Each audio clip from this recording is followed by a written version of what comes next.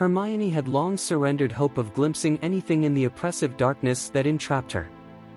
Occasionally, she held on to the notion that her eyes might adapt to unveil faint outlines, but the dungeon offered no such respite. The black void was unyielding, absent of moonlight or torches, and it threatened to steal her sight entirely.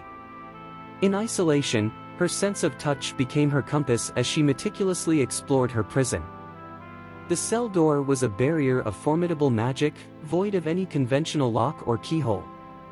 She even sought meaning in the air, hoping for a trace of seasonal scents or distant echoes, but all she inhaled was the cold, damp breath of desolation.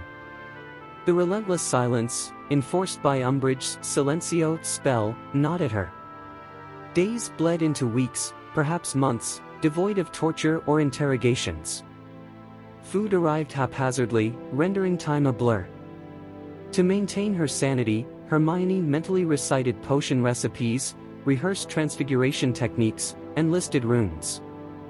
Nursery rhymes and wand movements became her companions, and she whispered incantations as she practiced. Mental exercises kept her sharp, as she subtracted prime numbers and doubled them repeatedly. Physical activity served as another refuge. In the confines of her cell, she engaged in handstands, push-ups, burpees, and even discovered she could perform pull-ups using the cell door bars. Exhaustion inevitably claimed her, leading to fitful sleep that offered solace from the haunting memories of war and its grim aftermath. At times, she questioned if this was her own personal hell, a realm of eternal darkness, solitude, and the ceaseless replay of her worst memories. Then, one day, the silence was shattered by a cacophony. A door creaked open, and blinding light pierced her world. Hermione recoiled, shielding her eyes. As her vision adjusted, Umbridge's voice rang out, questioning her survival. Strong hands pulled her from the cell, but the light, like knives to her corneas, forced her to retreat.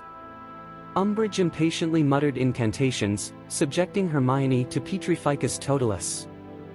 Paralyzed by the spell, she endured agonizing pain as her body convulsed. The curse intensified, persisting even when Umbridge stopped uttering it. Hermione struggled to divert her thoughts from the relentless torment. Eventually, she was levitated from the cell, plunged into a world of noise and light. She counted each step to maintain focus: 10 forward, a right turn, 30 more steps, followed by a left, and finally, a halt outside a door. "Come in," a muffled voice beckoned. Hermione was placed on an examination table. Wands probed her skin as voices discussed the recent spells, immobilization and cruciatus. Unable to move, Hermione was bound with leather straps, a gag placed between her teeth. The healer warned her of more pain and then cast finite incantatem. Her world convulsed once more, as if under the cruciatus curse, before finally relenting. Umbridge ordered the guards to leave, and the blinding light dimmed. The healer, a stranger, took an interest in her condition, inspecting her prison number, 273. He delved into a folder containing her records, noting her status as a mudblood and a Hogwarts student. An unknown curse within her abdomen piqued his concern. A complex diagnostic spell was cast, and a hologram of Hermione appeared. The healer prodded the colorful patterns and took special interest in her stomach, shrouded in ominous purple hues. Confused and in pain, Hermione asked what they were looking at. The healer replied that her health was their priority, but the unidentified curse troubled him. In silence, he continued his examination, casting a dark beam of purple flame into her abdomen. Before she could react, another spell, red in color, ended her convulsions, dissolving the torment within. Hermione's world remained a tumultuous whirlpool of pain and confusion, a journey into her deepest fears and the mysteries concealed within her.